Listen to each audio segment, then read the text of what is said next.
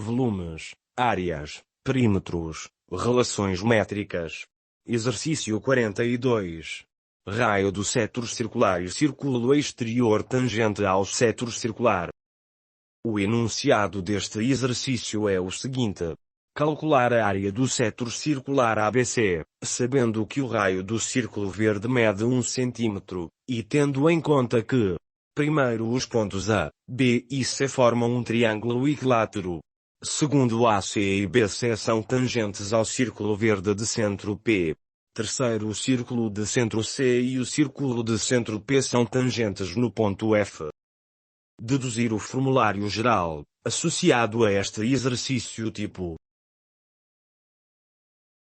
O que se pretende é então calcular a área deste setor circular a castanho, tendo apenas como medida, o raio do círculo a verde. Sabendo que a área de um setor circular é igual a uma parte da área do círculo cujo raio é igual ao raio do setor circular, e sendo essa parte uma fração, cujo numerador é o ângulo do setor circular, e o denominador é 360 graus, ou seja o ângulo giro do círculo.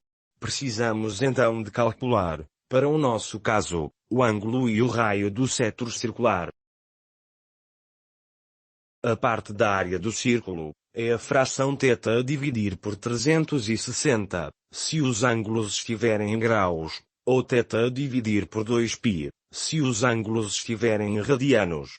Os valores do ângulo θ, para um setor circular, têm um intervalo de variação, cujo extremo esquerdo é um valor imediatamente superior a 0 graus, porque se fosse nulo não seria um setor circular, até a um extremo direito imediatamente inferior a 360 graus, porque se fosse igual a 360 graus deixaria de ser setor circular, e passaria a ser um círculo. E a área do círculo correspondente é exatamente πr ao quadrado. E no nosso caso, vamos considerar a amplitude dos ângulos em graus. Para resolvermos este exercício, vamos recorrer ao GeoGebra de modo a ser possível a análise dinâmica do exercício. Para isso, teremos dois seletores, um para definirmos a medida do raio do setor circular, e o segundo para definirmos o ângulo θ do setor circular. Combinando os dois seletores, poderemos considerar qualquer setor circular, em particular o nosso, que não é construído a partir do raio e ângulo, mas indiretamente a partir do raio do círculo verde, como veremos em seguida durante a resolução desta questão. O valor do ângulo θ do setor circular é fornecido indiretamente pelos dados. Se o triângulo definido pelos pontos A, B e C é um triângulo equilátero, e tendo em conta uma das propriedades deste tipo de triângulo, os seus ângulos internos são todos iguais a 60 graus. Se o ângulo no vértice C do triângulo ABC tem uma amplitude de 60 graus, o ângulo do setor circular será o diferencial para os 360 graus, que é o ângulo giro do círculo, pelo que concluímos que θ é igual a 300 graus. Se os triângulos CDP e CEP são retângulos, respectivamente em D e em E, podemos constatar que eles são triângulos notáveis 30, 60, 90. Com efeito, se o ângulo interno em C, do triângulo ABC, é igual a 60 graus, a reta R contém a respectiva bissetriz, pelo que os ângulos em C nos triângulos CDP e CEP têm metade dessa amplitude. Então, em triângulos notáveis 30, 60, 90, a relação entre as medidas dos lados é 1 está para a medida do cateto menor, assim como raiz quadrada de 3 está para a medida do cateto maior, assim como 2 está para a medida da hipotenusa. Tendo por base as relações métricas dos lados de um triângulo 30, 60, 90, podemos calcular a medida do segmento de reta CP, obtendo-se então o valor de 2 cm. Como raio R do setor circular é igual à soma das medidas CP e PF, onde PF é o raio conhecido do círculo verde, obtemos R igual a 3 cm. Conhecendo o raio R e o ângulo do setor circular ABC, obtemos uma área igual a 7,5 π/cm². Vamos então deduzir o formulário geral para esta variante, exatamente aquela em que os pontos A, B e C definem um triângulo equilátero. Partindo dos mesmos pressupostos utilizados na resolução da nossa questão, chegamos à conclusão de que a área do setor circular ABC, conhecendo apenas o raio do círculo tangente ao mesmo setor circular, é igual a 7,5 vezes π vezes r². Para testarmos esta relação métrica, se substituirmos o raio R do círculo A verde por 1 cm, que é a medida do raio no nosso exercício, obtemos uma área do setor circular igual a 7,5 vezes π/cm², que corresponde exatamente ao valor calculado.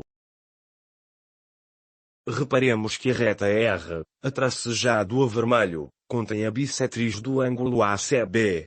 Contudo, o nosso círculo A verde não é tangente ao setor circular, nem tem raio igual a 1 cm. Mesmo deslocando o centro do círculo, ao longo da reta R, apesar de podermos fazer com que ele seja tangente ao setor circular, o seu raio não é igual a 1 cm, mas sim igual a 1,6 cm. A razão é o fato de o raio do setor circular ser igual a 4,8 cm e não aos 3 cm, que é o valor do raio calculado. No vídeo seguinte, analisaremos então a procura do círculo tangente, mas partindo de um valor de r igual a 3 cm. Analisemos dinamicamente como podemos procurar um círculo verde que seja tangente a um setor circular específico. Suponhamos que temos um setor circular de raio igual a 3 cm, e o seu ângulo é de 300 graus. Se repararmos, são exatamente esses os dados da nossa questão.